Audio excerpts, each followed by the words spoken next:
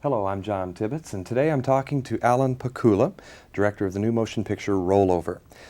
You have worn many hats in film production, Mr. Pakula. Of course, we think of you near the beginning of your film career as a director and producer both. You worked as a producer with Robert Mulligan on motion pictures like To Kill a Mockingbird and Inside Daisy Clover. Now you're directing and not producing. Does this represent a priority in your career? Well, I am first of all a director, but I'm also producing. I've produced at first for many years without directing, but I always wanted to direct, which is my first love. I love working with actors. Now I direct my films, and I produce some of them, and I don't produce others. In this case, it's Jane Fonda's company. With All the President's Men, it was Robert Redford's company. My next film is Sophie's Choice. It's my company. I'm producing that one.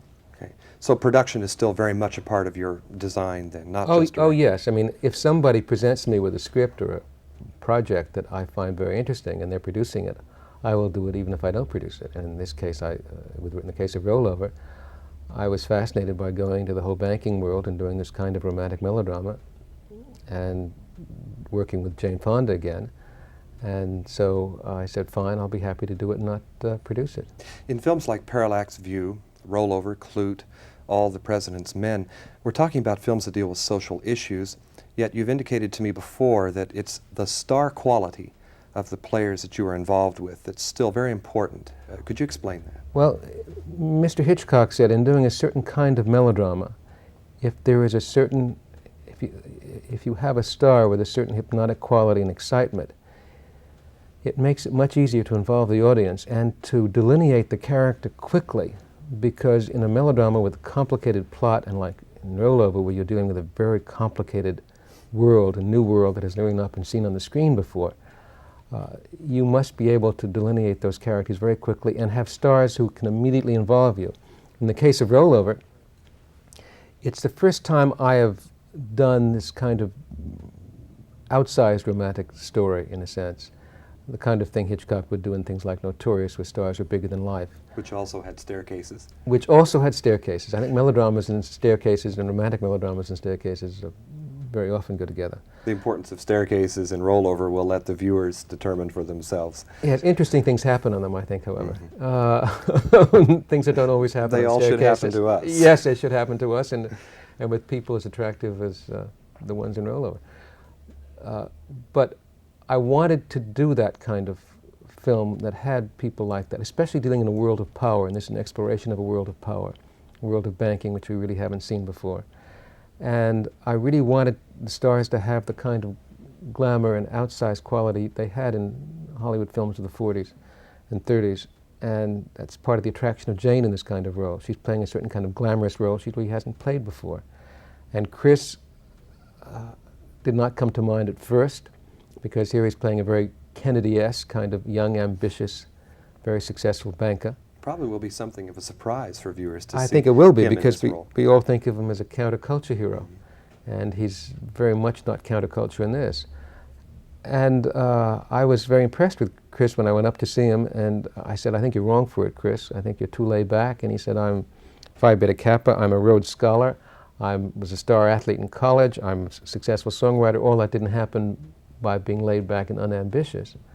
And then Chris read for me in this hotel room in California with Jane, and I felt that kind of movie star excitement between the two of them that I haven't seen in a while, and I thought, boy, let's take a chance. Also, he's a very bright man. And then the thing he did was I introduced him to bankers, just as Robert Redford and Dustin Hoffman and the people who played journalists and editors and All the President's Men spent time with people in the Washington Post. I introduced him to young bankers so he could have prototypes to select from. There seem to be many ominous figures of power in your films that we often see behind glass, up in skyscrapers. Of course, in Clute we see this, and certainly in Rollover we see this. Is this part of something that you're after, to locate, detect, and deal with the people that really control our lives? I feel that unfortunately the people who control our lives are removed from our lives. And not that they didn't start out as one of us very often, but by the time you get to a position of power, you are insulated from what most of us would call the real world. And if the saying power corrupts means anything, I think that's one of the things it means. It's you are divorced from the specific humanity your decisions deal with. In the case of the people in Rollover, who are all interesting, bright people. They live in hermetically sealed worlds. They live in worlds of very glamorous social parties, but that are cut off from the rest of the world. They have offices high up in 60th, 70th floor. They go to work in limousines. They see the world through windows, and therefore the decisions they're making have a sense of abstraction about them, or can. And yet the effect it has on everybody else is on a very personal level, is extraordinary. Yes, it's something I feel, and it is in All the President's Men, it is in Parallax View, it is in Clute, and it seems certainly to be in Rollover. Very quickly now, before we're out of time, what can you tell us about the casting now in Sophie's Choice?